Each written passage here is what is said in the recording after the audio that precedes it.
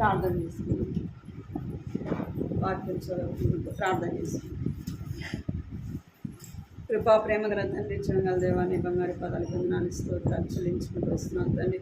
మహోన్నతుడైన దేవ, పరిశుద్ధుడైన తండ్రి, మీకు వేలాది వందనాలు స్తోత్రాలు చెల్లించుకుంటూ వస్తున్నాను. సమయాన్ని బట్టి మేము స్థుతిస్తూ గణపరిస్తున్నాం ప్రభావ. నీకు ఎంతో వందనాలు చెల్లించుకుంటూ వస్తున్నాం. ఇంతవరకు కూడా పాటల ద్వారా మిమ్మల్ని స్థుతించి గణపరచడానికి మీరు సహాయపడుతూ వచ్చినారు. మీకు వందనాలు చెల్లించుకుంటూ వస్తున్నాను తండ్రి. నీ యొక్క పరిశుద్ధ లేఖనాల ద్వారా మీరు మాట్లాడుతారమ్మని ప్రార్థిస్తున్నాను తండ్రి. ప్రార్థన కొరకు మా హృదయాలను సిద్ధపరిస్తారమని ప్రార్థిస్తున్నాను. ఎలాగో ప్రార్థించాలని ప్రభా నన్ను మీరు మాకు నేర్పిస్తారమని ప్రార్థిస్తున్నాను. ఏ విషయాలు ప్రార్థించాలని కూడా ప్రభా నా తండ్రి దేవా చేసే ప్రార్థన తండ్రి అది మీకు ఇష్టమైందిగా ఇంపైందిగా ఉండటానికి నా కృప చూపించింది. మా హృదయాలను ప్రార్థన భారముతో మీరు నింపుతారమ్మని ప్రార్థిస్తున్నాను తండ్రి. ఆత్మదేవుడుగా ఉంటూ ప్రభా మీరు మాకు నడిపిస్తారమని ప్రార్థిస్తున్నాను తండ్రి. సహాయించింది. ఎక్కడ ఇద్దరు ముగ్గురు కూడిన నామం చేరువస్తారు వారి మధ్యలో ఉంటానని సెలవిచ్చిన దేవుడు ప్రభా మీరు మాతో కూడా ఉండి ప్రభా ఈ సన్నిధి మీరు మాతో ఉంచుతారమ్మని ప్రార్థించుకుంటూ కనబడకుండా అంధకార శక్తులన్నీ కూడా యేసుక్రీస్తు నామములో బంధిస్తూ చేరువచ్చిన వాళ్ళందరినీ కూడా జ్ఞాపకం చేసుకుని రావాల్సిన వారు నడిపించమని మీకు ఎంతో వందనాలు చెల్లించుకుంటూ యేసు నామములో ప్రార్థించి అడిగి వేడుకుంటున్నాను తండ్రి. ఆమేన్.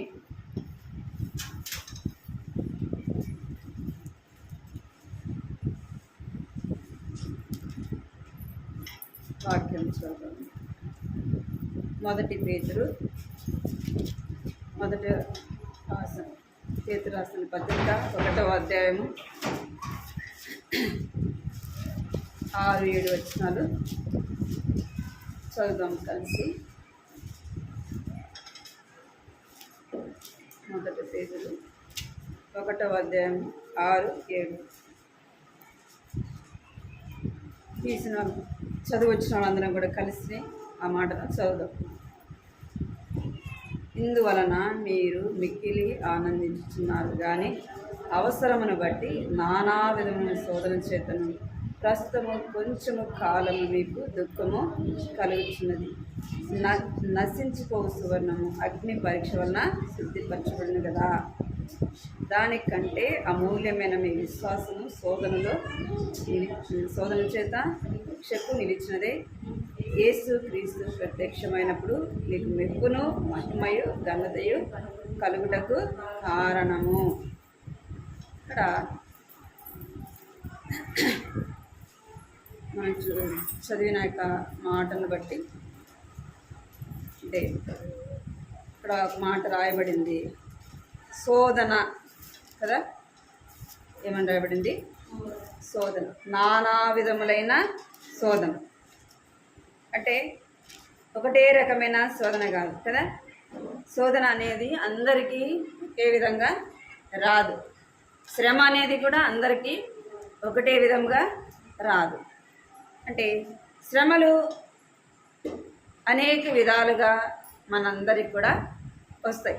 నాకు వచ్చిన శ్రమ మీకు రాదు, మీకు వచ్చిన శ్రమ నాకు రాదు. నేను శోధింపబడినట్టుగా మీరు శోధింపబడరు కదా. శోధన నానా విధములైన శోధన. ఈ శోధన ప్రస్తుతము కొంచెము కాలం. మొదట మనము శోధన అనేది మనము చూస్తాం. శోధన ఎవరు శోధిస్తారు? శోధించేది ఎవరి పని? సాతాను మనల్ని ఏం చేస్తుంది? శోధిస్తుంది.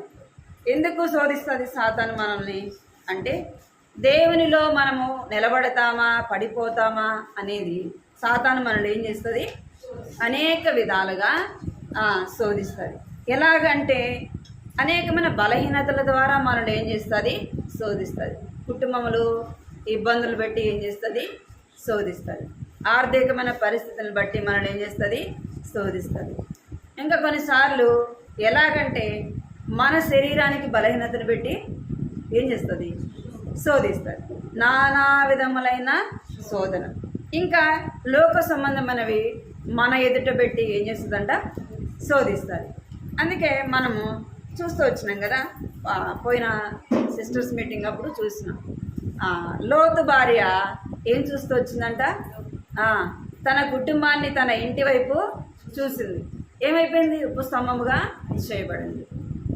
లోతు అదే వైపు చూసినాడంటే లోకం వైపు చూస్తూ వచ్చినాడు. లోకము పచ్చగా కనబడింది కదా, అది ఎంత బాగుంది అనుకొని అక్కడికి వెళ్తూ వచ్చినాడు. ఎంతో నష్టపోయిన వాడుగా తన ఆత్మీయ జీవితంలో ఎంతో నష్టపోతూ వచ్చినాడు. అదేవిధంగా శోధన అనేది అనేక రకాలుగా నీకు నాకు వస్తుంది. ఆ శోధనలో మనం ఏం చేయాలంట? నిలిచి ఉండేవారముగా ఉండాలి. శోధన ఎవరికి వచ్చింది అంటే దేవుని బిడ్డలకు. లోకంలో ఉన్న వారితో మనకు అవసరం లేదు, కానీ దేవుని బిడ్డలైన వారికి శోధన ఏం చేస్తుంది? సాతాను అనేక రకాలుగా మనల్ని శోధించేవాడుగా ఉంటాడు. లోకం చూపిస్తాడు, మనకు అనేకమైన పరిస్థితులు చూపిస్తాడు. అనేకమైనవి మనకు చూపించినప్పుడు మనం ఏం చేస్తాము? ఎటు వెళ్ళాలో అర్థం కాని పరిస్థితులు మనం ఉంటాం. లోకాన్ని విడిచిపెట్టాలనా కదా, కుటుంబాన్ని విడిచిపెట్టాలనా, ఏం చేయాలా అన్నది మనకి కొన్నిసార్లు పరిస్థితులు అర్థం కాని పరిస్థితులలో మనం ఏమైపోతాం? ఏం చేయాలో కూడా మనకు అర్థం కాదు. అలాంటప్పుడు ఎవరి సహాయం కావాలా? దేవుని సహాయము కావాలి. ఇక్కడ మనము రూతు గ్రంథంలో చూస్తే, రూతు గ్రంథం 1వ అధ్యాయం 8వ వచనం చదవండి. రూతు గ్రంథము 1వ అధ్యాయం 8వ వచనం.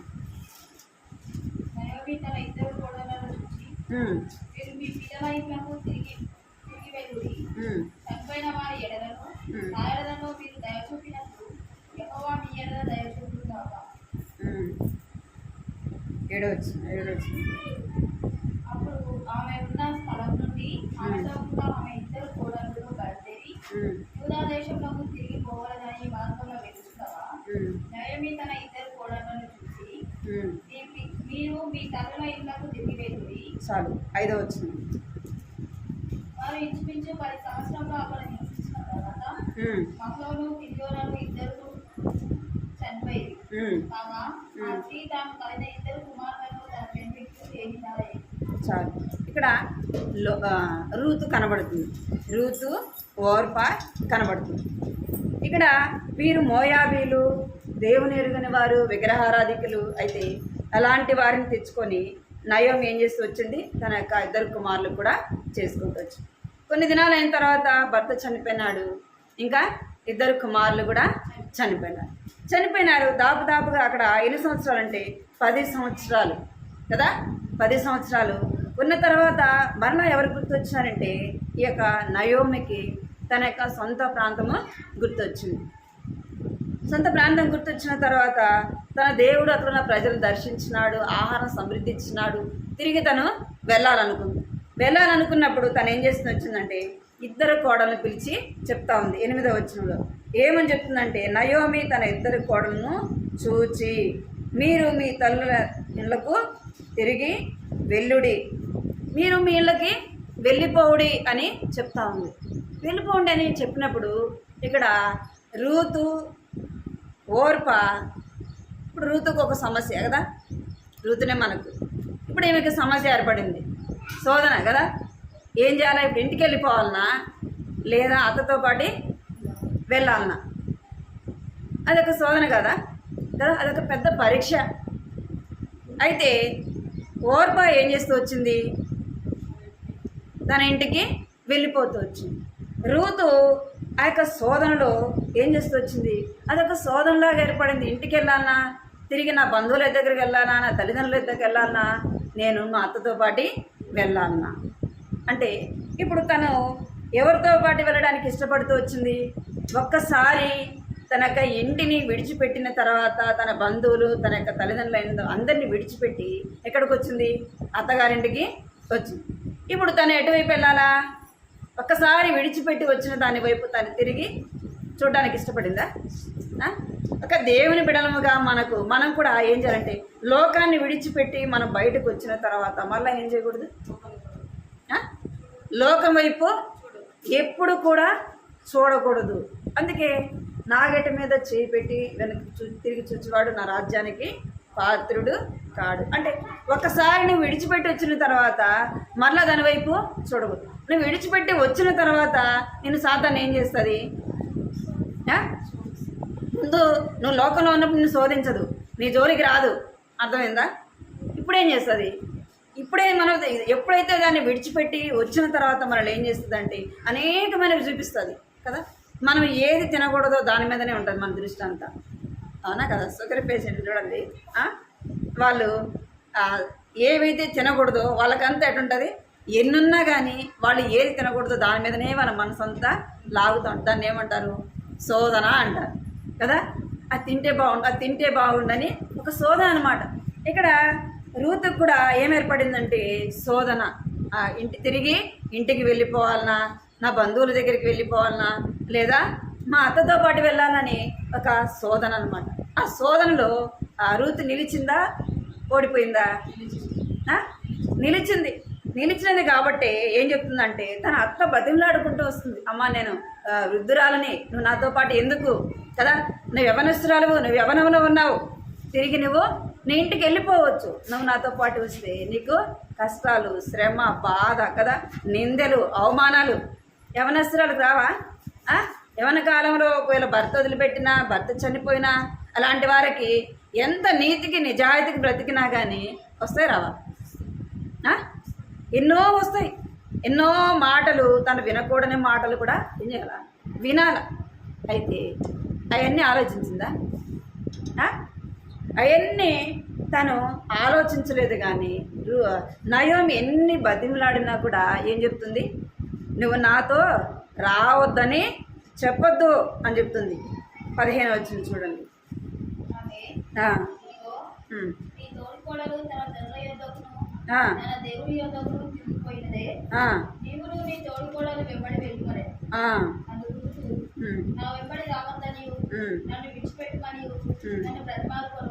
చాలు, ఏమంటుంది? బతిమలాడుకుంటుంది. రూతు కూడా, నయోమి కూడా ఏం చెప్తుందంటే నువ్వు వెళ్ళిపోమ్మా, నువ్వు నాతో పాటు ఎందుకు అన్నప్పుడు రూతు ఏం చెప్తుందంటే నువ్వు నాతో రావద్దని నువ్వు చెప్పొద్దు, నువ్వెక్కడ చచ్చిపోతే అక్కడే నేను చచ్చిపోతా, నీ దేవుడే నా దేవుడు, నీ జనమే నా జనం అని చెప్తాము. మనం అమ్మగారింటి వదిలిపెట్టి వచ్చినాక, అత్తగారింటికి వచ్చినాక అంటామా? మన దృష్టి ఎక్కడ ఉంటుంది? అమ్మగారింటి మీద ఉంటుంది, అత్తగారింటి మీద ఉంటుంది. అత్తగారింటి కాడ ఎన్ని ఉన్నా కానీ ఎక్కడ మిగుతుంది మన మనసు అంతా?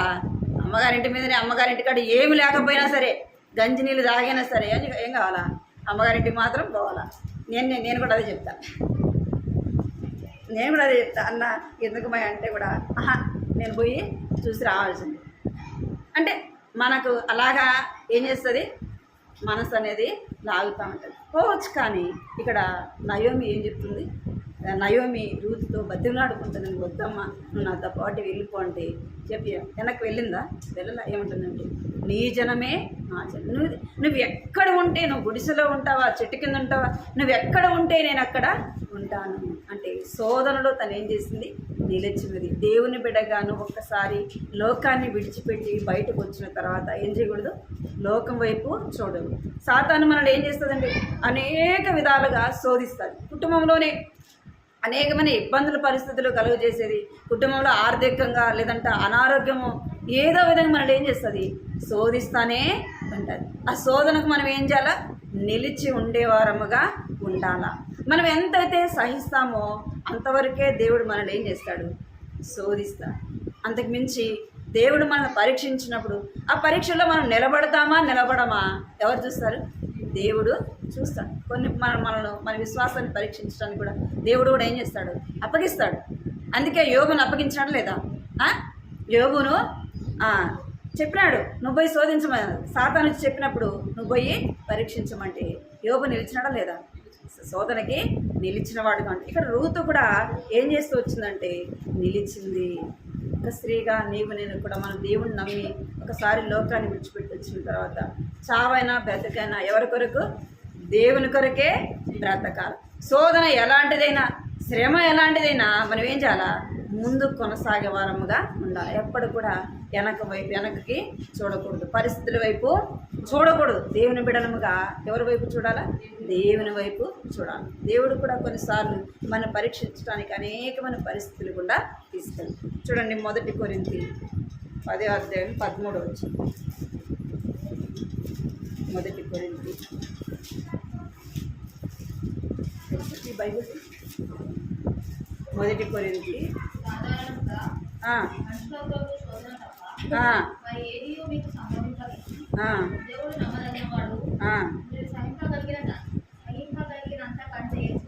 ఆయన మిమ్మల్ని శోధింపబడనీయదు. అంతేకాదు సహింపగలుగుటకు ఆయన శోధనతో కూడా తప్పించుకొని మార్గంలో కలగజేయు. ఏం చేయడంట? సాధారణంగా మనుషులకు కలుగు శోధన చేతే మరి ఏమి మీకు సంభవింపదు. అంటే అందరినీ మనుషులందరికీ ఏదో విధంగా శోధన వస్తుంది కదా. అదే పరిస్థితులు మనకు కూడా వచ్చినప్పుడు మనం ఏం చేయాలంటే, దేవుడు ఎలాంటి వాడంట?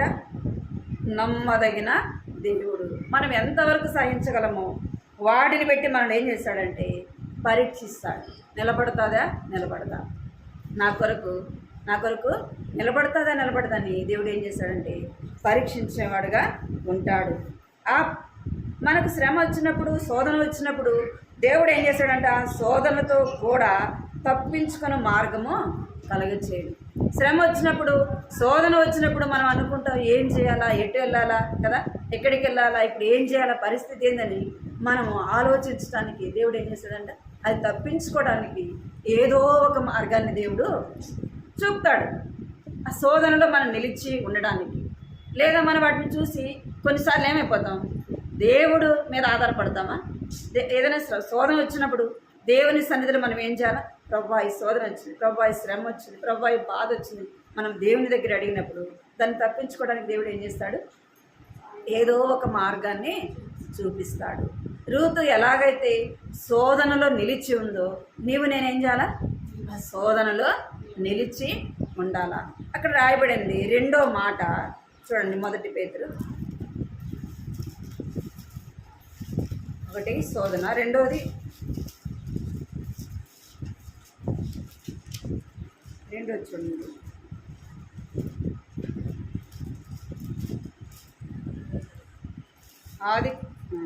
ఆదికాండం 39:12 చూడండి.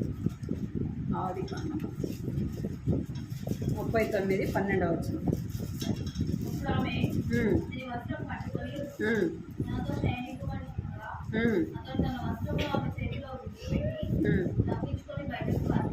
చాలు. ఇక్కడ యోసేపు కూడా ఏమొచ్చింది? శోధన వచ్చింది. ఈ శోధన వచ్చినప్పుడు యోసేపు ఆ శోధన ఏం చేస్తూ వచ్చినాడు? ఆ శోధనలో నుంచి దేవుడు ఏం చేస్తాడంట? తప్పించుకునే మార్గాన్ని చూపిస్తాడు. యోసేపుకు శోధన వచ్చినప్పుడు ఆ శోధనలో నుండి శోధనలో పడిపోకుండా దేవుడు ఏం చేస్తూ వచ్చినాడంటే తనకు తప్పిస్తూ వచ్చినాడు. ఆ శోధనలో నుంచి తప్పించబడుతూ వచ్చినాడు, కానీ అనేకమైన శ్రమలు పొందుతూ వచ్చినాడు. శోధనలో నుంచి విడిపించబడినాడు, కానీ ఎక్కడికి వెళ్ళినాడు? చెరసాలలోకి వెళ్తూ వచ్చినాడు. అనే శోధనలో మనము తప్పించుకోవడానికి ఏమొస్తాయి? శ్రమలు కూడా వస్తాయి. మనం ఏదైనా తప్పు జరిగింది అనుకోండి, అది చేయలేదు అన్న వెంటనే నమ్ముతారు ఎవరన్నా? ఏం కావాలి దానికి? కొద్ది సమయం అనేది పడుతుంది. ఇప్పుడు యోసేపు తప్పు చేయలేదు కదా, తప్పు చేయకపోయినా తన భర్త ఏం చేస్తూ వచ్చినాడు? యోసేపుని చెరసాల్లో వేస్తూ వచ్చినాడు. ఆ మార్గము గుండా యోసేపు ఏం చేయబడుతూ వచ్చినాడు? తప్పించబడుతూ వచ్చినాడు కదా. శోధనలో నుండి అలాగూ తప్పించబడుతూ వచ్చినాడు. మనం కూడా శోధనలో ఉన్నప్పుడు దేవుడు ఏం చేస్తాడంట? ఏదో ఒక మార్గాన్ని చూపిస్తాడు. రెండోది మనము ఇక్కడ రాయబడింది చదవండి, 7వ వచనం, 6వ వచనం. నానా విధమైన శోధన చేతను 1 పేతురు 1వ అధ్యాయం 6వ వచనం. శోధన చేత ప్రస్తుతము చదువు.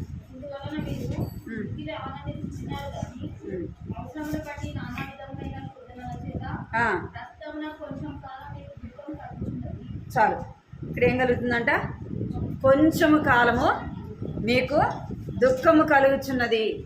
ఇక్కడ యోసేపు కూడా ఏం కలిగింది? దుఃఖము కలిగింది.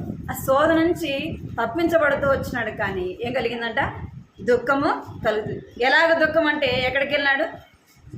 ఏ తప్పు చేయకుండా ఎక్కడికి పోయినాడు? చెరసాలలోకి వేయబడుతూ వచ్చినాడు. చెరసాల్లో ఎన్ని సంవత్సరాలు ఉంటూ వచ్చినాడు అంటే 2 సంవత్సరాలు చెరసాల్లో యోసేపు ఉంటూ వచ్చినాడు. దేవుని బిడ్డలమైన మనకు ఏమొస్తుందండి? శోధన. శోధనలో మనం ఏం చేయాలి? నిలిచి ఉండాలి. రెండోది ఏం చేస్తుందండి? కొంచెము కాలము మీకు ఏం కలుగుతుంది? దుఃఖము. ఏం కలుగుతుందంట? దుఃఖము. మిక్కుటమైన ఆయాసము ఏదేనికంట? నెమ్మది కలుగుటకు కారణమాయను. మిక్కుటమైన ఆయాసం, మిక్కుటమైన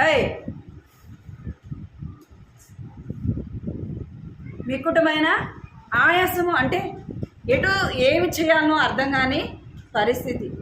దుఃఖము, బాధ, వేదన. కొన్నిసార్లు దుఃఖం వచ్చినప్పుడు మనం ఏం చేయాలో మనకు అర్థం కాదు కదా. ఏం మాట్లాడాలనో, ఏం చేయాలనో, ఏం చెప్పాలనో కూడా కొన్ని పరిస్థితులు అంత ఆయాసంగా ఉంటాయి. అంత మిక్కుటమైన ఆయాసంలో దేవుడు ఏం చేశాడంట, నెమ్మది కలుగుటకు కారణమైన అదే దుఃఖము, అదే బాధ, అదే ఆయాసము ఏం కలుగజేస్తుంది? నెమ్మది కలుగజేస్తుంది. అందుకే ప్రకటన గ్రంథము 2వ అధ్యాయం 10వ వచనంలో రాయబడింది, 10 దినములు శ్రమ కలుగును. ఏం కలుగుతుందంట? 10 దినములు శ్రమ కలుగును, అయినను మరణం వరకు నమ్మకముగా నుండుము. శ్రమ వచ్చినప్పుడు ఏమొస్తుంది? దుఃఖము కదా, మనమే ఆపుకోలేము. అలాంటి దుఃఖము, బాధ, వేదన ఎన్ని రోజులంట? 10 దినములు శ్రమ కలుగును. ఆ శ్రమలో మనకేం అవసరము? ఓర్పు అవసరం, సహనము అవసరం. ఆ దుఃఖాన్ని తెప్పించిన దేవుడు ఆ దుఃఖంలో నుండి ఏం కలుగజేస్తాడంట?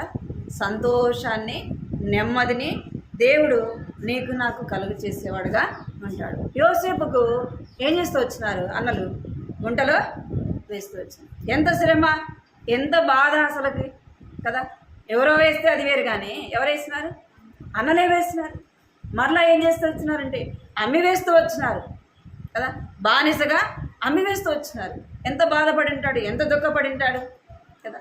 ఆ యొక్క దుఃఖము, బాధ తనకేం తీసుకొచ్చింది? కిరీటము తీసుకొని వచ్చింది. యోసేపు 10 దినములు శ్రమ పడుతూ వచ్చినాడు. ఏం చేయమన్నాడు? రాజుగా ఐగుప్తు దేశానికి రాజుగా చేయబడుతూ వచ్చినాడు. అందుకే 10 దినములు మీకు శ్రమ కలుగును. ఆ శ్రమలో మనమేం కలిగి ఉండాలా? అయినా మరణం వరకు. చూడండి, ప్రకటన గ్రంథం 2వ అధ్యాయం 10వ వచనం. 2వ అధ్యాయం 10వ వచనం. ఇదిగో మీరు శోధింపబడినట్టు అపవాది మీలో కొందరిని చెరసాల్లో వేయబోచున్నాడు. 10 దినములు శ్రమ కలుగును, మరణం వరకు నమ్మకముగా నుండుము. ఏం కలుగుతుందంట? మీరు శోధనలో పడినట్టు అపవాది మీలో కొందరిని చెరసాల్లో వేయబోచున్నాడు. యోసేపుని ఎక్కడ వేస్తూ వచ్చినారు? చెరసాల్లో వేస్తూ వచ్చినాడు. ఏమైనా తప్పు చేస్తున్నాడు, ఆ తప్పు చేస్తుంటే చెరసాల్లో వేస్తే అది వేరు. ఏమి తప్పు చేయకుండా ఎవరైనా మనలో ఒక మాట అంటే ఎంత బాధపడతాం కదా. ఏమంటాం? ఏదైనా తప్పు చేసింటే అంటే సహిస్తాం, కానీ ఏ తప్పు చేయకుండా ఎలాగ సహించాలా అంటాం మనం.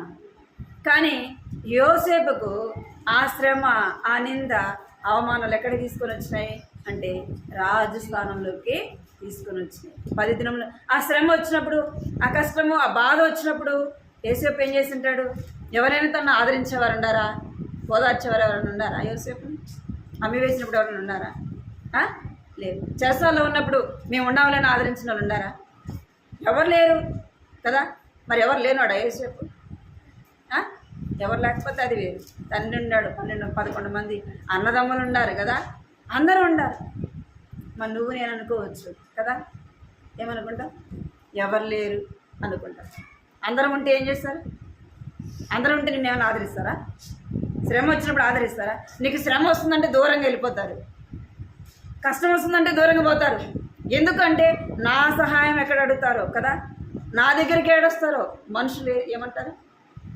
శ్రమ వచ్చినప్పుడు వారికి తెలిస్తే ఏం చేస్తారంటే ముందుగానే తప్పించుకోరా? అవసరమైనప్పుడు 10,000 అడిగి చూడండి, ఏమని చెప్తారు? ఉన్నా కానీ లేదు అని చెప్తారు. ఎందుకంటే మళ్ళీ ఇస్తారో హీరో. మనుషులు అలాంటి వాళ్ళు. యోసేపు ఏం చేస్తూ వచ్చినాడు? అంతమంది ఉన్నా కానీ ఎన్నో శ్రమలు గుండా వెళ్ళినాడు. ఎంతో దుఃఖము, బాధ ఎవరికి చెప్పుకోవాలా? మనం మనుషులకు చెప్పుకుంటే మన దుఃఖము, మన బాధ, మన వేదన ఎవ్వరు కూడా తీసేస్తారా? వారి మాటలు మనకు ఆదరణ కలుగుతుందా? వారి మాటల వల్ల మనకు దుఃఖం పోతుందా? ఎవరు దుఃఖాన్ని తీసేసేది? దేవుడే. 10 దినములు మీకు శ్రమ కలుగును, మరణం వరకు నమ్మకముగా నుండుము అని వాక్యం చెప్పు. మనం ఏం చేయాలంటే ఆ శ్రమ వచ్చినప్పుడే దేవుని కొరకు ఏం చేయాలా? ధైర్యంగా ఉండాలి. యోబుకు శ్రమ వచ్చింది, ఏం చేస్తూ వచ్చినాడు? ధైర్యంగా ఉన్నాడు. అలాగా నీవు నేను కూడా ఏం చేయాలంటే ధైర్యంగా దేవుని కొరకు ఆ దుఃఖంలో ఆ బాధలో మనము నిలబడే వారముగా ఉండాలి. ఎవరి ద్వారా వస్తాయి శ్రమలు? మన ఇంట్లో వాళ్ళ ద్వారానే వస్తాయి కదా, మన కుటుంబంలో ఉన్న వారి ద్వారానే వస్తాయి, మన రక్త సంబంధుల ద్వారానే వస్తాయి. కొన్ని పరిస్థితులు అలాగ వచ్చినప్పుడు మనం ఏం చేయాలంటే ఆ యొక్క దుఃఖము బాధ వేదనలు మనం ఏం చేయాలా? నిలిచి ఉండాలా. ఆ దుఃఖాన్ని దేవుడు ఏం చేస్తాడంటే దుఃఖాన్ని సంతోషముగా మారుస్తాడు. అందుకే చూడండి 2 కొరింథీ 4:18. 2 కొరింథీ 4:18.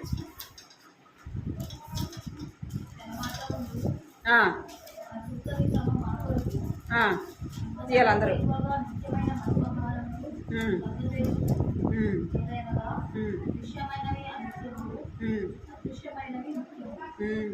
ఇక్కడ రాయబడింది ఏమంట? శ్రమ ఎలాంటిదంట? క్షణమాత్రముండు మా చులకని శ్రమ మా కొరకు అంతకంతకు ఎక్కువగా నిత్యమైన మహిమను భారము కలిగినట్లుగా చేయి. ఏం చేస్తుందంట? క్షణం మాత్రముండు శ్రమ. ఎలాంటి శ్రమ అంట? చులకని పాటి శ్రమ. మనకు పెద్దదిగా అనిపించవచ్చు, కానీ అది ఎలాంటిదంట?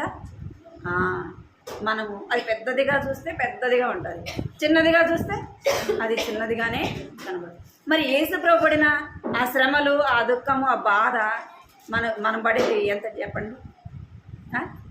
యేసుప్రభు పడిన బాధల్లో, ఆయన పడిన శ్రమ, ఆయన పడిన నిందలు, అవమానాలు, మన కొరకు పడినవి, మనం పడేటివి ఏ పాటివి? అందుకే ఎలాంటి శ్రమ అంటే మనకు దేవుడు ఇచ్చేది చులకని పాటి శ్రమ. దేవుని బిడలముగా మన వంతు మనం ఏం పడాలా? దేవుని కొరకు ఈ లోకంలో ఉన్న వారికి శ్రమ వస్తుంది కదా, మనకు వస్తుంది. వాళ్ళకి నా దేవుడు ఉన్నాడే అనే నిరీక్షణ వారికి ఉండదు. మనకు శ్రమ వస్తే ఎవరు గుర్తు రావాలా? దేవుడు గుర్తు రావాలి. ఏదైనా దుఃఖము బాధ కలిగినప్పుడు ఎవరు గుర్తు రావాలా? దేవుడు గుర్తు రావాలా. వాటిని చూసి మనం ఏం చేయకూడదు? కృంగిపోకూడదు. వాటిని చూసి ఏం చేయకూడదు? కృంగిపోవడం. ఆ యొక్క శ్రమలోనే మనం ఏం చేయాలంటే సంతోషించాలి. ప్రభా నాకు ఈ శ్రమనే ఇచ్చింది, అయితే ఈ శ్రమలో నేను ఏం చేయాలా?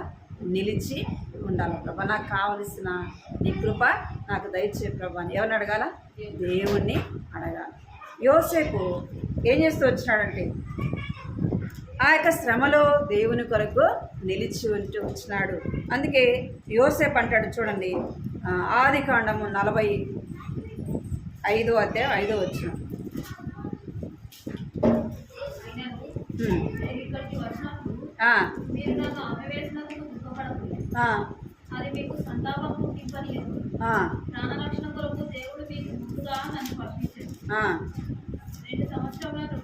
చాలు చాలు. ఏమంట? మీరు దుఃఖపడకుడి నన్ను అమ్మివేసినందుకు కదా. ఎవరు చెప్తున్నాడు? వాళ్ళ అన్నలకు చెప్తున్నాడు. మీరు నన్ను చెరసాల గుంటలు వేసినందుకు, అమ్మి వేసినందుకు మీరేం చేయొద్దు, దుఃఖపడద్దు. దేవుడు నా కొరకు ఎందుకు చేసినాడంట? మీకు సంతాపము పుట్టనేపుడు ప్రాణ రక్షణ కొరకై దేవుడు మీకు ముందుగా నన్ను పంపెను. ఏమంటున్నాడు? ఆ యొక్క బాధని యోసేపు ఎలాగా చేసుకుంటున్నాడంటే సంతోషంగా దాన్ని దేవుడు మీ కొరకు నన్ను ముందుగానే పంపించినాడు. నా విషయం మీరు దుఃఖపడద్దు, బాధపడద్దు కదా. మీరు ఇప్పుడు ఇక్కడ ఉన్నారంటే దేవుడు నన్ను ముందుగానే పంపుతూ వచ్చినాడు. మనకు శ్రమ వచ్చినప్పుడు ఏం చేయాలంట అంటే దేవుడు నా యొక్క మంచి కొరకే చేస్తున్నాడు. ఆ శ్రమలు మనం ఏం చేయాలంటే ఎవరి ద్వారానైనా మనకు శ్రమ కలిగింది, బాధ కలిగింది అంటే దేవుడు ఇది నా కొరకు చేస్తున్నాడేమో దాన్ని మనం ఏం చేయాలంట దాన్ని మంచి కొరకే ఆలోచించాలి. యోసేపు అందరి మీద కోపం రావాలా వద్దా? ఎంతో శ్రమ వారి ద్వారా కదా, చెరసాల వేయబడుతూ వచ్చినాడు, ఒక దాసుడుగా అమ్మబడుతూ వచ్చినాడు, ఒక దాసుడిగా ఉంటూ వచ్చినాడు. అలాంటి శ్రమలు వారు పెట్టినప్పటికీ వారిని ఏమీ కూడా ఒక మాట కూడా అనలేదు. అంటే అంత సంతోషంగా తాను ఆ శ్రమని అనుభవిస్తూ వచ్చినాడు. ఇంకా 50 అధ్యాయం చూడండి, ఆదికాండం 50:19 వచ్చింది. భయపడుతుంది. ఆ, నేను దేవుని స్థానం అంటున్నానా? ఉమ్, మీరు నాకు పిలిచే ఉద్దేశించింది కానీ ఉమ్, నేటి దినమున జరుగుతున్నట్లు ఉమ్, అనగా ఉమ్. బహు ప్రజలను రక్షించినట్లుగా ఆ. అది వెలిగే దేవుడు ఉద్దేశించింది. చాలు. ఏమంటున్నాడు? భయపడకుడి, మీరు నాకు కీడు చేయని ఉద్దేశించుదురు కానీ నేటి దినమున జరిగినట్టు అనగా బహు ప్రజలను పోషించడానికి దేవుడు నాకేం చేస్తున్నాడు? మేలే చేస్తున్నాడు. దుఃఖము అనేది ఇప్పుడు ఆ శ్రమ, దుఃఖము, బాధ అంతా కూడా రాజు అయినాక ఏమైపోయింటాడు? ఏం చేస్తుంటాడు? ఆ శ్రమను, ఆ దుఃఖాన్ని, బాధని ఏం చేస్తుంటాడు? మర్చిపోయి ఉంటాడు కదా. దేవుడు నన్ను ఈ స్థానంలో ఉంచినాడు. నేను ఎవరు అసలుకి? నేను ఎక్కడ వాడిని? ఎవరు రాజు కావాలా అసలు? ఐగుప్తు దేశంలో ఐగుప్తీలే రాజులు కావాలి. ఎవరైనారు అసలుకి? యోసేపు ఎక్కడ వాడు కదా. ఆ యొక్క రాజు స్థానంలో దేవుడు నిలబెడుతూ వచ్చినాడు. ఎప్పుడు నిలబెడతాడు? నిన్ను నన్ను కూడా. అంటే మనం శ్రమల్లో, శోధనలో నిలిచున్నప్పుడు, దుఃఖము, బాధ, వేదన అవన్నీ వచ్చినప్పుడు వాటన్నిటి విషయంలో ఏం చేయాలంటే మనము ఆ దేవుని కొరకు రోషము కలిగి నిలబడాలి. ఆ శోధనలో పడిపోకూడదు. శోధన వచ్చినప్పుడు పడిపోయిన వారు బైబిల్ గ్రంథంలో ఉన్నారు. శోధన వచ్చినప్పుడు ఆ శోధనలో నిలిచి ఉండలేక పడిపోతూ వచ్చినారు. ఎందుకు? ఇదనం దేవుడు నీతో నాతో మాట్లాడుతున్నా అంటే వారు జీవించినట్టుగా మనం జీవించడానికి. అవకు శోధన వచ్చింది, ఏమైంది? పండు తినింది, పాపాన్ని తెచ్చుకుంటూ వచ్చింది. మనం శోధనను నిలిచి ఉండలేకపోతే ఏమైపోతాం? లోకంలో, పాపంలో పడిపోతాం. మన పెద్దదేదో చేయాల్సిన అవసరం లేదు. సాతాను ఏం చేస్తుంది? మన బలహీనతను బట్టే మనకు చూపిస్తుంది. మనం ఏ దానికైతే పడిపోతాం ఎవరికి తెలుసు? సాతానికి బాగా తెలుసు. అది చూపిస్తుంది. మనం ఏం చేస్తాం? దానికి ఆశపడి పడిపోతాం. అవకేం చూపించింది? ఈ పండు తిన నువ్వు దేవదూతలాగా అయిపోతావు అనగానే ఏమైపోయింది? ఎన్ని పళ్ళు వాడు తినేటి? ఏమో తినకపోతే. అంటే అవ్వ యొక్క బలహీనత ఎవరికి తెలుసు? సాతానికి తెలుసు కదా. యోసేపు కూడా శోధన వచ్చింది. ఆ శోధనలో యవన కాలంలో ఏమై ఉండాలా? శోధనలో, పాపంలో పడిపోయి ఉండాలి కదా. తనకు ఎవరైనా మంచి చెడ్డ చెప్పేవాళ్ళు ఉండారా? లేరు. కానీ ఆ శోధనలో ఏం చేస్తూ వచ్చినాడు? నిలబడుతూ వచ్చినాడు. శోధన వచ్చినప్పుడు మనం శోధనలో నిలిచి ఉండాలి. దుఃఖం వచ్చినప్పుడు, బాధ వచ్చినప్పుడు ఆ దుఃఖాన్ని, బాధను బట్టి మనం ఏం చేయాలి? దేవుని వైపు చూడాలి. దుఃఖం కలిగినప్పుడు లోకం వైపు చూసినామంటే లోకం ఏం చేస్తుంది? మనల్ని ఇంకా కృంగదీస్తుంది. దేవునిలో నుండి, విశ్వాసంలో నుండి పడిపోయే విధముగా చేస్తుంది. మనం ఏం చేయకూడదంటే లోకం వైపు చూడకూడదు. ఇంకొక మాట చూడండి, లూకాసు వార్త 22:31. లూకాసు వార్త 22:31.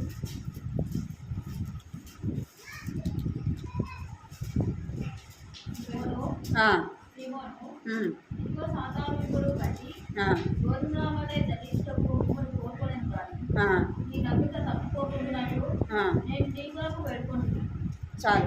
ఏమని చెప్తున్నాడు? ఎవరితో చెప్తున్నాడు? సీమోను పేతురు. ఎవరు? సీమోను పేతురు. సీమోను అన్న పేతురు అన్న ఒకటే. ఇక్కడ సాతాను ఏం చేస్తుందంట? గోధుమల వల్ల మిమ్మల్ని జల్లిచ్చును. మీరేం చేయాలా? మిమ్మల్ని అంటే గోధుమలు ఎలాగా జల్లి పడుతుందో సాతాను మిమ్మల్ని ఏం చేస్తుంది? గోధుమల వల్ల జల్లించడానికి కోరుకొనెను. అయితే మీరేం చేయకూడదు? మీ నమ్మిక తప్పిపోకుండానట్టు మీ కొరకు వేడుకుంటుని. సాతాను మనల్ని ఏం చేస్తాడు? గోధుమల వల్లే జల్లిపడతాడు. ఎవరు దొరుకుతారా, ఎవరు దొరుకుతారా, ఎవరు దొరుకుతారు. మనం ఏం చేస్తాం? పట్టిందే 2-3 సార్లు పడతాం. పట్టమా? ఏదన్నా చిన్న చిన్న పురుగులు ఉంటే పడతాం కదా. అట్లనే సాతాను ఏం చేస్తున్నాడంట? గోధుమల వలె జల్లు పడుతున్నాడంట. ఎవరు దొరుకుతారా, ఎవరు దొరుకుతారా, ఎవరు దొరుకుతారా అని.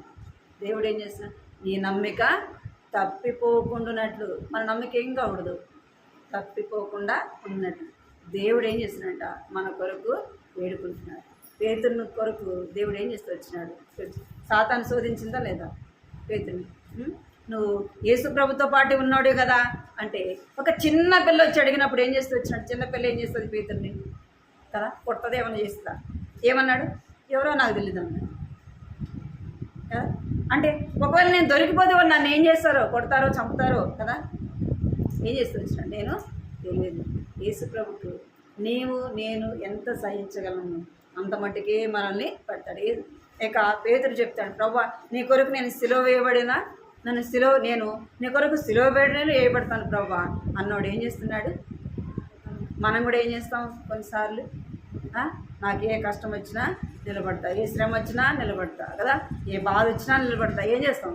బాప్తిజం తీసుకున్నప్పుడు ప్రమాణం చేస్తాం కదా, నేను ఇప్పటి నుంచి సిలువ వేయబడినా నేను కూడా చచ్చిపోయినా అని చెప్తాం. ఎక్కడ చచ్చిపోతాం? అసలుకి చెప్పం బాప్తిజం తీసుకున్నప్పుడు నేను చచ్చిపోయినాం నిజంగా. మనం ఒక్కటి కూడా చావదు మనలో ఉన్నట్టు కదా, ఒక్కటి కూడా మనం పూర్తిగా చచ్చిపోకపోయినా మన స్వభావం ఒక్కటి కూడా చావదు.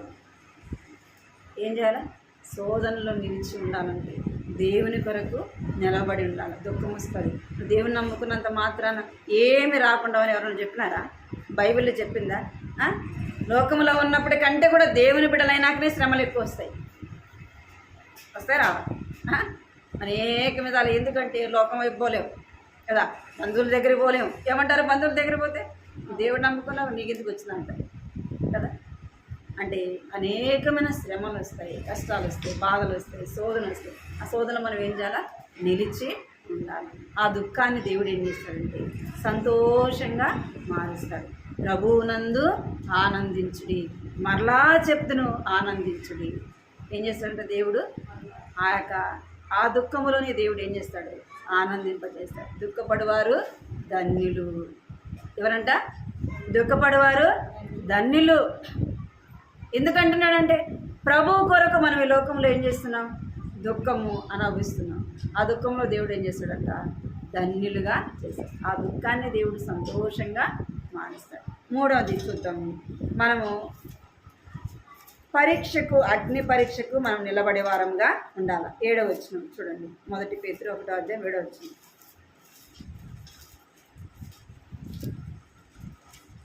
7వ వచనం. 1 పేతురు 1వ అధ్యాయం 7వ వచనం.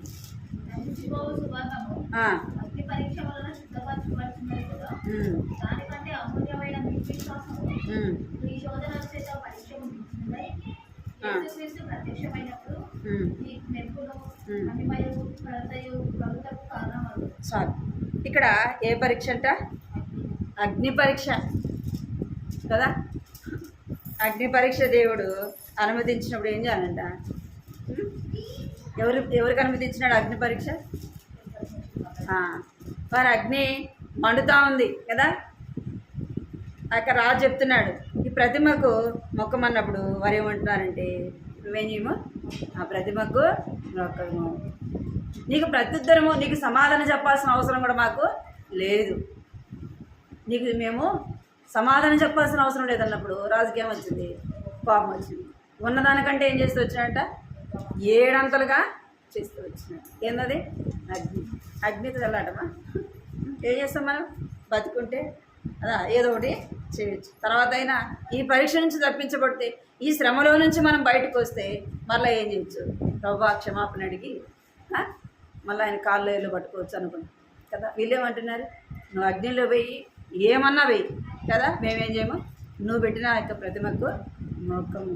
అది వాళ్ళకి ఏముంది? పరీక్ష, అగ్ని పరీక్ష వాళ్ళ ముందుంది. అయితే వారు ఏం చేస్తూ వచ్చినారు? ఆ పరీక్షలో నిలబడుతూ వచ్చినారు.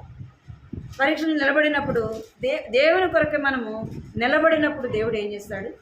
మన ద్వారా దేవుని నామానికి మహిమ తెచ్చుకుంటాడు. దేవుని నామానికి మనం నిలబడినప్పుడు వారు దేవుని కొరకు నిలబడినారు. దేవుడే అగ్నిలోకి దిగి వచ్చినాడు కదా. ముగ్గురు వేస్తే ఎంతమంది కనపడినారు? వాళ్ళకి 4గా కనబడి దేవుడే వాళ్ళ కొరకు ఏం చేస్తూ వచ్చినాడు? దిగి వచ్చినాడు. శ్రమలో మనం దేవుని కొరకు నిలబడినప్పుడు అదే శ్రమలో మనం నడిపించడానికి ఎవరు దిగి వస్తారు? దేవుడే దిగి వస్తారు కదా. దేవుడే మన యొక్క అగ్ని పరీక్షల్లో నుంచి మనం ముందుకు వెళ్ళాలా, దేవుని నామానికి మహిమ తెచ్చుకోవడానికి దేవుడు ఏం చేస్తాడు? మన పరిస్థితిలోకి ఆయనే దిగి వస్తాడు. మనం ఆయన కొరకు ఏం చేయాలి? నిలబడాలి. నిలబడినప్పుడే ఆయన మన కొరకు దిగి వచ్చి ఆ శ్రమలు, ఆ పరీక్షలు మనం ఏం చేస్తాడు? నిలబెడతాడు. అగ్ని లాంటి పరీక్షలు. అందుకే అపోస్తుడైన పౌలు దేవుని నమ్మకమునకు ఏం చేస్తూ వచ్చినాడు? దేవుని ప్రజలు ఎంతో శ్రమ పెట్టినాడు, ఎంతో బాధ పెడుతూ వచ్చినాడు, ఎంతో ఇబ్బంది పెడుతూ వచ్చినాడు. అయితే దేవుడు నమ్మినాక అదే శ్రమలు కూడా ఎవరు విన్నారు? దేవుడు పౌలును కూడా ఎలాగైతే దేవుని ప్రజల్ని నువ్వు హింసించినావో అదే పరిస్థితుల్లో నువ్వు కూడా రావాలా అని దేవుడు ఏం చేస్తూ వచ్చినాడు? అదే పరిస్థితిలో అపోస్తుడైన పౌలుని నడిపిస్తూ వచ్చినాడు. చూడండి, 2 కొరింథీ 11:23 23 నుంచి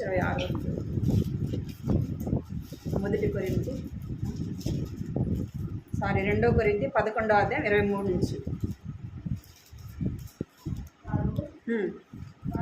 క్రీస్తు ప్రచారకుడా, ఎదుటివారి వల్ల మాట్లాడుతున్నాను. నేను మరి ఎక్కువ క్రీస్తు ప్రచారకుడు విశేషంగా ప్రయాసపడింది.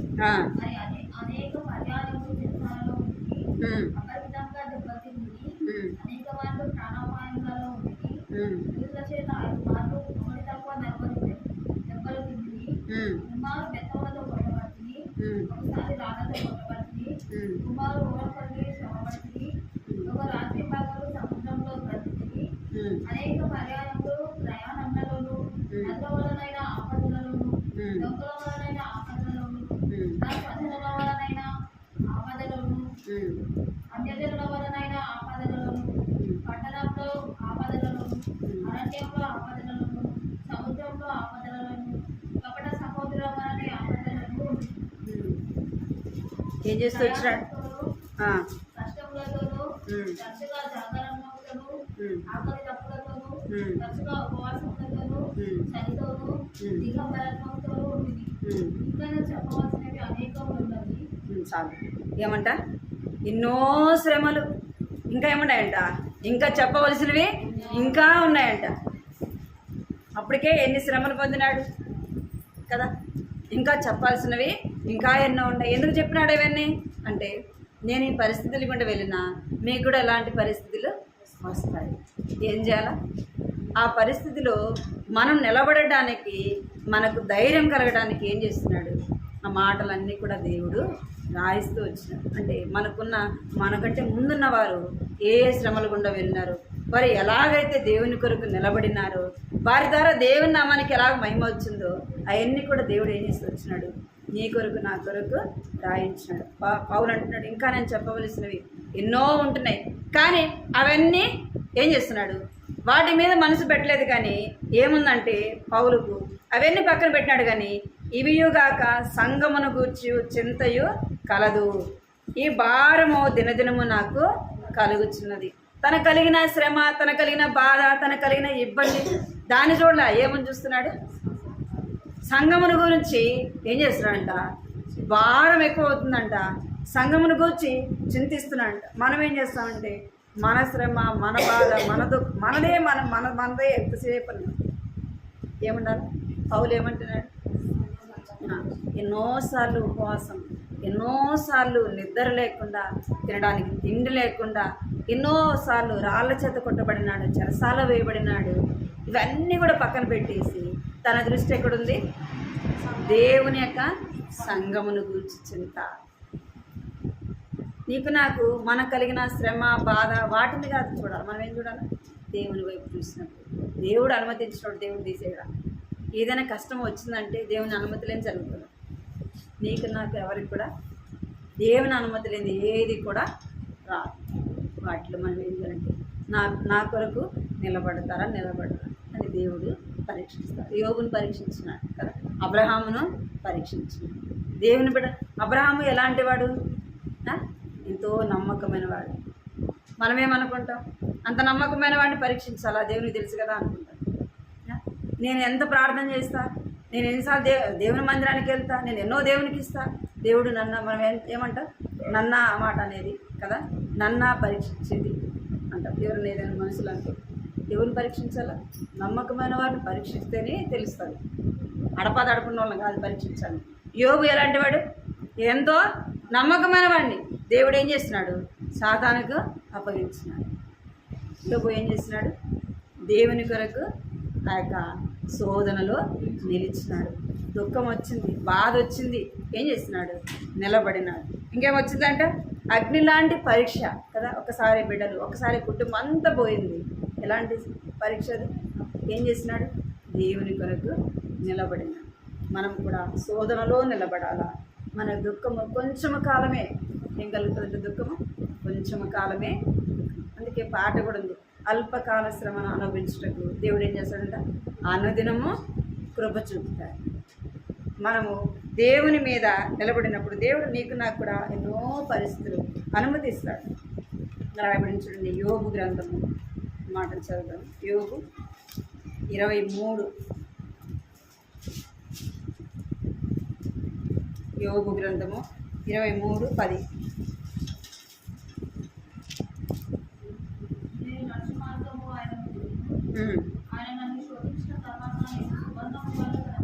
చాలు. ఏమంట? ఆయన నన్ను శోధించిన తర్వాత నేను ఎలా కనపడినాను? సువర్ణము వలె. బంగారు ఎప్పుడు కనపడుతుంది? అగ్నిలో నుంచి బయటికి తీసినప్పుడే తన కాంతి. మనం సువర్ణంలా కనపడాలంటే మనకేం రావాలా? మనలో ఉన్న మస్టంతా పోవాలంటే దేవుడు మనం శోధించాలి కదా. మన దేవుడు పరీక్షించాలి. దేవుడు శోధించడు కానీ దేవుడు ఏం చేస్తాడు? పరీక్షిస్తాడు మనం కదా. పరీక్షలో ఇంక చిన్న శ్రమను అనిపిస్తుంది. ఆ శ్రమలో మనం ఏం చేయాలి? నిలబడాలి.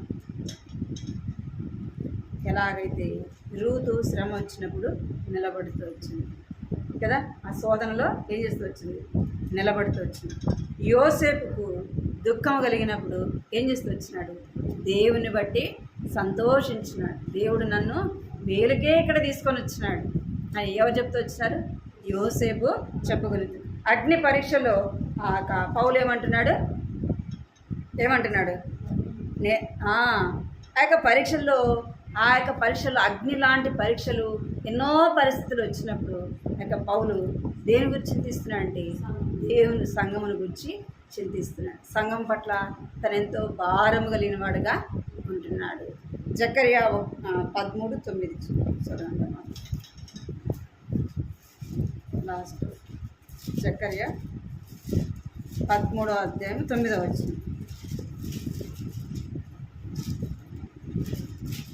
ఆ 3వ భాగమును నేను అగ్నిలో నుండి వెండిని తీసి శుద్ధపరుతును, బంగారును శోధించినట్లు వారిని శోధించును. వారు నా నామమును బట్టి మొరపెట్టగా నేను వారి మొర ఆలకింతును. వీరు నా జనులని నేను చెప్పుదును. యెహోవా మా దేవుడని వారు చెప్పుదురు. ఏమంట? శోధనలో మనం ఏం చేయాలంట? శోధనలో వారిని దేవుడు ఏం చేస్తాడంటే శోధించినప్పుడు మనం ఏం చేస్తాడంటే శుద్ధిపరుస్తాడు. బంగారుని శోధించినట్టుగా శోధిస్తాడు. మనం ఆ శోధనలో నిలిచినప్పుడు దేవుడు ఏమని చెప్తున్నాడు? వారు నాకు మొరపెట్టగా నేను వారి మొర ఆలకింతును. వీరు నా జనులనియు కదా. దేవుడు మన గురించి ఏం చెప్తున్నాడు? నా జనులని చెప్తున్నాడు.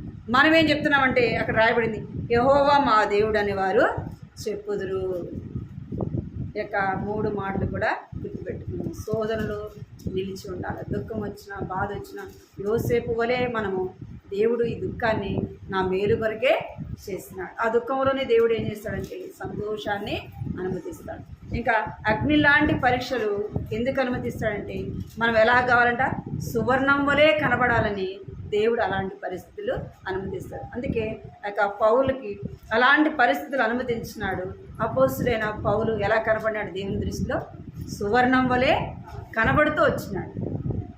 ఎవరిని చూస్తూ వచ్చినాడు అంటే దేవుణ్ణి ఎవరు చూస్తూ వచ్చినారు? అపోస్తుడైన పౌలు చూస్తూ వచ్చినాడు. అందుకే అపోస్తుడైన పౌలు అంటున్నాడు, నేను క్రీస్తుని పోలి నడుచుకున్నట్టు మీరు నన్ను పోలి నడుచుకొనుడి. ఎంత ధైర్యంగా ఆ మాట చెప్పగలిగిన మనం ఎవరైనా చెప్తాం ఆ మాట? ఏ దైవజనులు కూడా ఆ మాట చెప్పలేదు. ఎందుకంటే అనేకమైన బలహీనతలు కలిగి ఉంటాము. అది ఆ మాట ఎవరు చెప్తూ వచ్చినారు? పౌలు మాత్రమే ఆ మాట చెప్తూ వచ్చినారు. పౌలు ఆ యొక్క శ్రమల గుండానే ఏం చేయబడితే శుద్ధ సువర్ణం వలె కనబడుతూ వచ్చినాడు. నీవు నేను కూడా అలాంటి స్థితిలోకి రావాలంటే ఏం చేయాలంటే అనుదినము వాక్యము ఏం చేయాలా? అనేకమైన పరిస్థితులు గుండా దేవుడు మనల్ని తీసుకెళ్తాడు. శ్రమ లేనిదే దేవుని బిడ్డలు మనము కాలేము. శ్రమ లేనిదే దేవుని బిడ్డలము కాలేము. శ్రమ మనం ఇష్టపడం. శ్రమ ఇష్టపడతామా? శ్రమ ఇష్టపడం. శ్రమను కోరుకోవటానికి ఎవరు కూడా శ్రమ వస్తుందంటే దూరంగా పారిపోతారు. శ్రమ వస్తుందంటే ఏం చేయాలి? దేవుడు అనుమతించినాడు. ఈ శ్రమలు దేవుడు అనుమతించిన దీన్ని తప్పించుకోవడానికి కూడా దేవుడే ఏదో ఒక మార్గం చూపిస్తాడు. ఆయన మీద మనం ఆధారపడే వరంగా ఉండాలి. మాట గుర్తుపెట్టుకొని ప్రార్థన చేసుకుంటాం.